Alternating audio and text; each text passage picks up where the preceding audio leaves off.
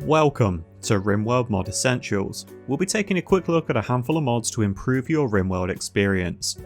Today we're going to be talking performance mods, something that's often highly requested in my comments, and it's basically impossible to show performance mod meaningfully. This video is pretty much all B-roll, so enjoy my scuffed naked brutality run going in the background. I'll cut to meaningful footage as and when it's needed. Some of the mods mentioned in this video will have incompatibilities with one another, so this isn't a recommendation to throw all of them on at the same time. This is also going to include a recommendation for a mod that isn't on the Steam Workshop, which potentially means downloading and installing something externally. If you haven't already watched part 1 of the Quality of Life mods and installed Rimsort, I would massively encourage you to do so, as Rimsort is going to make it as simple as copy and pasting a URL into the launcher, and it'll do all of that work for you. Another reason I use it instead of Rimpy these days. So what are we going to cover anyway?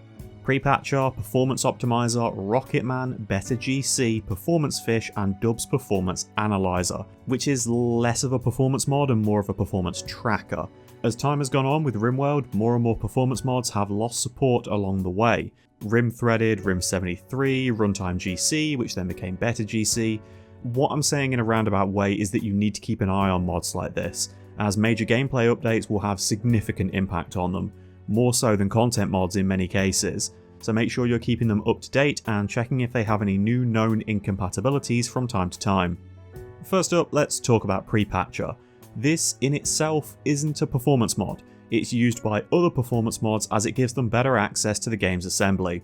Some report that this mod can improve startup time, and whilst I'm not personally sure if it's entirely accurate, it did appear to start faster when I began using it, but it could be entirely subjective, as my average boot up time was around 10 minutes before I started using it, so in the time it took me to go and make a coffee, grab a biscuit and see if the squirrel was in the garden, it was normally still loading when I sat back down at my PC. After installing Prepatcher, it seemed to have finished loading more frequently, but maybe I was just spending more time in the kitchen eating biscuits. One part to mention with Prepatcher is that it includes everything that Harmony does, so you don't need to use both, but equally having them active together doesn't hurt. So if you can't be bothered with the workshop shouting at you for not having Harmony downloaded when you try and subscribe to another mod, just download it anyway. And finally, this mod wants to go at the tippy top of your load order, always, especially if you're using it instead of Harmony. Next is Performance Optimizer. This adds a lot of little tweaks to many different vanilla processes, saving ticks here and there, which results in a boost that doesn't take anything away from your experience, by default anyway. If you open the mod options for Optimizer, you can see how it's doing its magic, by lowering the refresh rates on certain checks or updates. If you know what you're doing, you can adjust these or disable the changes as required. Just remember that whilst cranking some of these refresh rates right up might save you a tick here or there, it's going to have a more negative impact on your gameplay experience, as things like break thresholds won't be updating as often and mood offsets will take longer to change. You also have settings in here to hide the entire UI, which surprisingly saves more ticks and FPS than you may initially expect, as well as allowing you to basically have a cinematic mode available on command. I'd say of all the mods mentioned in this video, Performance Optimizer is the least invasive and easiest to just throw on and let it do its thing. Other performance mods dig a little bit deeper in what they do and need a bit more input from your side. Rocketman is the mod that appears in every YouTube video, and it's easily earned that spot. It does a fantastic job of squeezing every ounce of performance possible out of the game. It's also something you're going to need to do a little bit of work with yourself the first time you use it, and any time after that if you change your mod list around. Firstly, it can provide a load speed reduction, if you follow the steps to set it up. Upon opening the Rocketman panel in the game, you can see that when enabled, this requires the game to be restarted, twice, to create a cache for your XML operations. This is going to be another one of those mods that works best if you have a stable, set mod list. Say if you're playing an hour or two a night over the course of a few weeks, and using exactly the same mods the entire time. If you're rolling a new colony and adding in or yanking out different mods on a day-by-day basis, this probably isn't going to be that important to you. What's going to be more important is adaptive mode. On the main tab for Rocketman, you'll find this setting in the stats cache. You ideally want to run this every time you start a new colony or every time you change your mod list, for at least 45 minutes or so, as displayed in its warning message. You can disable the warning message if it is bugging you, but it's a handy reminder to turn it off once it's been running for long enough, as that's how you're going to get the best results. Outside of these two features, there really isn't a lot you're going to be messing around with as a player. You can hide the progress bar on startup so it's easier to scan new world quest maps whilst paused without that whacking great warning in the middle of the screen. You can hide the icon if you're done with turning on and off adaptive mode for that colony. You can change the size of the next generated map, which I wouldn't recommend, as this can tread on the toes of some quest location generation, especially if it's from other modded content. You can disable the dynamic beauty radius if you find that you're having issues with hideous environment debuffs that don't quite make sense, and you'll probably want to keep glow grid optimization on, as this does a lot of work eliminating lag spikes due to how lighting is normally calculated. As for the alert management, time dilation and graph tabs, those feel like stuff that's more there for a mod creator to see the impact their work is having on the game, rather than something for a player.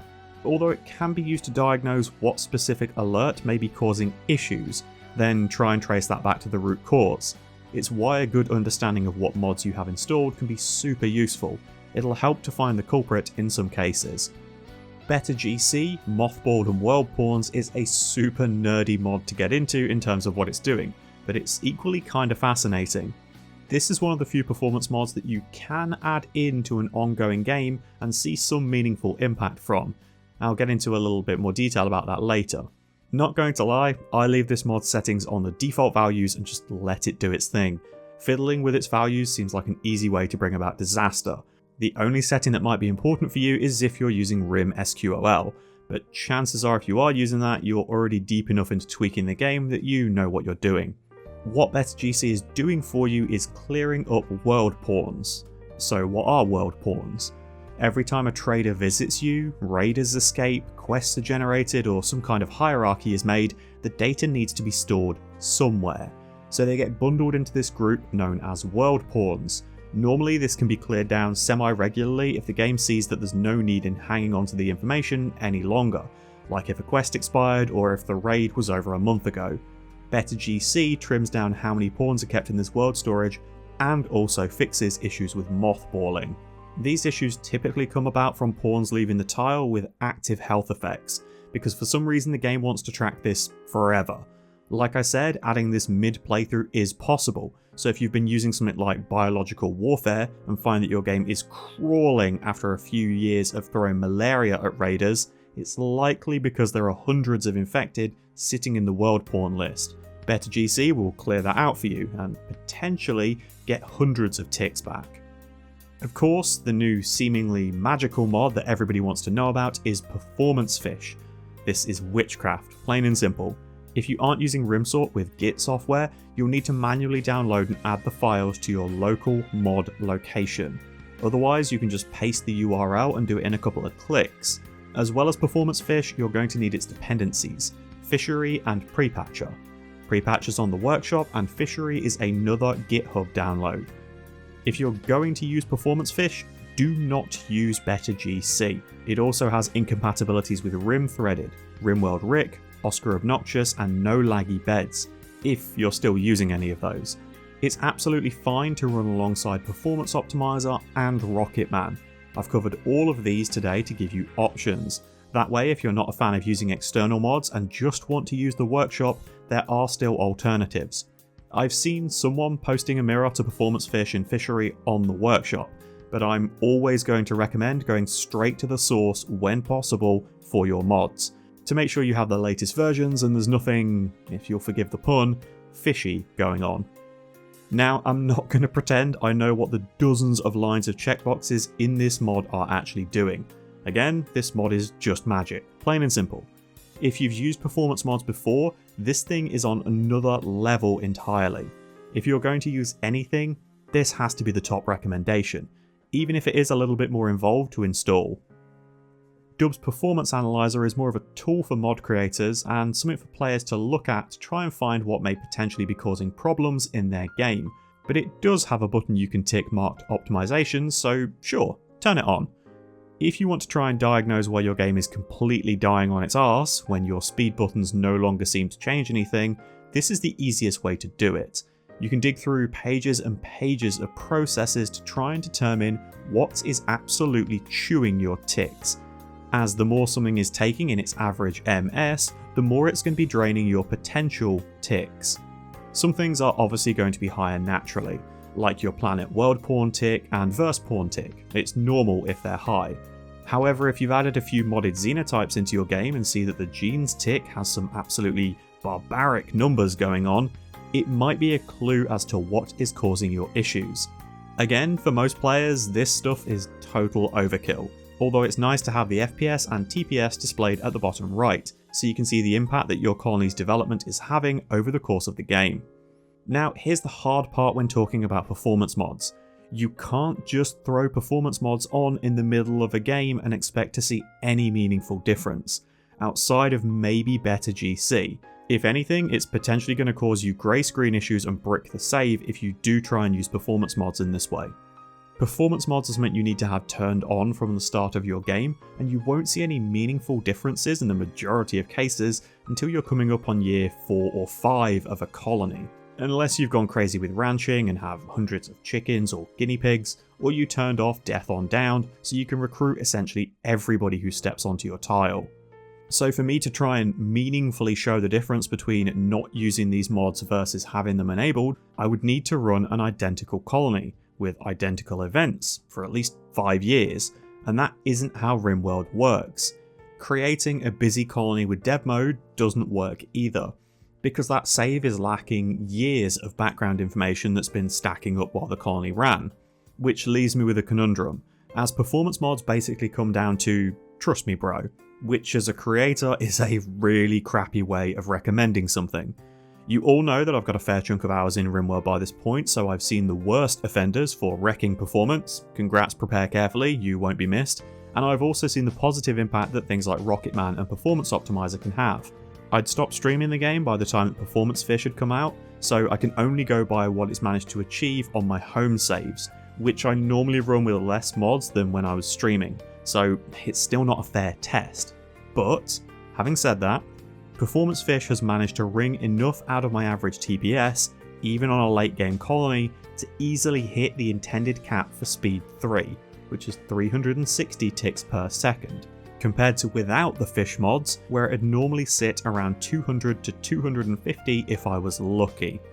And all of that with the absolutely enormous caveat being, we're all going to have different hardware, game settings, varying mod lists. Some of you will be doing other things in the background whilst playing, and even things like Steam Overlay can cause a difference in performance.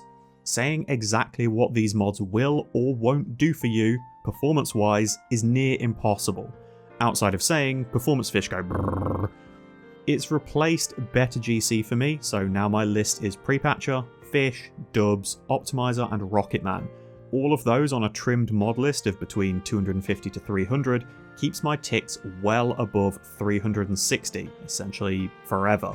It just can't make the game sustain Smart Speeds 4 setting forever, but honestly, if something did, I would assume it was either witchcraft or some kind of scam that showed my ticks running higher than they actually were. And those are your performance mod choices. If you'd like to suggest any of your own, drop them below in the comments and I can put out a part 2 with the bits that I may have missed. If you'd like to see the content suggestion list of not only essential mods, but also the larger content that I plan to cover in the mod rundowns, it's available to view on my Patreon page. All of the posts there are totally free to read and it's pinned at the very top. I update it about once a week or so.